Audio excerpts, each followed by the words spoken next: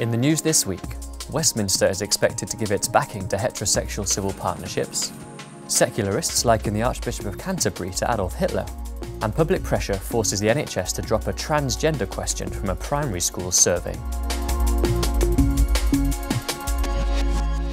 Hello.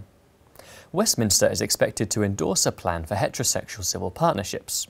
Conservative MP Tim Lawton has introduced a private member's bill to extend the Civil Partnership Act 2004, which currently only applies to homosexual couples. According to media reports, his bill is expected to receive government support at its second reading in February. It has already been endorsed by Cabinet Minister Justine Greening. Heterosexual civil partnerships have been described as marriage light due to the much lower level of commitment they require compared to marriage. Responding to the news, Deputy Director at the Christian Institute, Simon Calvert, said it was another fundamental attack on traditional marriage.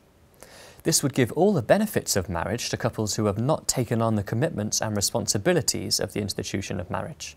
It's yet another example of the seemingly never-ending intrusion and interference into traditional family life by politicians.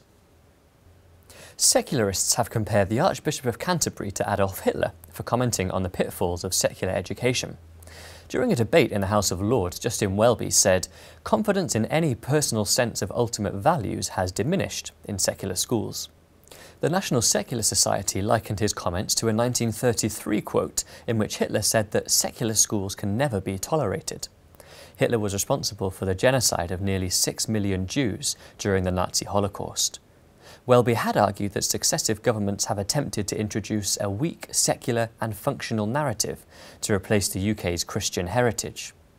We live in a country where an overarching story, which is the framework for explaining life, has more or less disappeared. We have a world of unguided and competing narratives, where the only common factor is the inviolability of personal choice. The government has launched a consultation on opt-out organ donation in England, despite evidence showing it is counterproductive. Under the proposals, consent would be presumed, with those who object required to opt out, mimicking the Welsh system introduced in 2015. But a recent study in Wales shows that the donation rate has actually fallen since the change. Professor John Faber, former president of the British Transplantation Society, explained why the opt-out system is a bad idea. The question you're posing is, does it actually make a difference? It actually doesn't. The context of organ donation is not sitting around a table saying, let's presume consent. It's a family who's caught up in a sudden and unexpected bereavement. A loved one who has been healthy in the morning is in an intensive care unit in the evening, dead or dying. And in that context, whether that person is opted out or not doesn't carry a lot of weight. And finally, a question asking children whether they feel comfortable in their gender will be removed from a primary school survey after a U-turn by the NHS. A survey by the Lancashire Care NHS Foundation Trust had asked 10-year-olds, "Do you feel the same inside as the gender you were born with?" The question provoked an outcry, with parents and MPs describing it as deeply worrying and intrusive. In an overnight U-turn, the NHS said it would no longer widely ask the question. Mark and Lindsay Simpson said they welcomed the change of heart by the NHS, but said they were still worried by other aspects of the survey. The news today is that Lancashire NHS Trust have withdrawn the question about gender from the survey that they're proposing to put to Year 6 children through their schools. There are other questions on the survey that are highly questionable about drink and drugs, and there's an online version of the survey which has questions about sending naked pictures of yourself to people, and they haven't mentioned any of those questions, but we think all of those are totally inappropriate as well.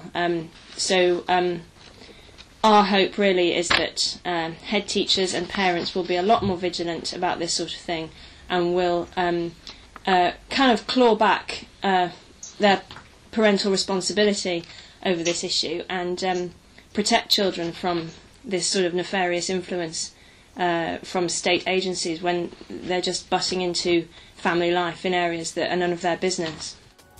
Well, that's all for this week. For regular updates and information on all of our stories, plus much more, visit our website at christian.org.uk. Until next time, goodbye.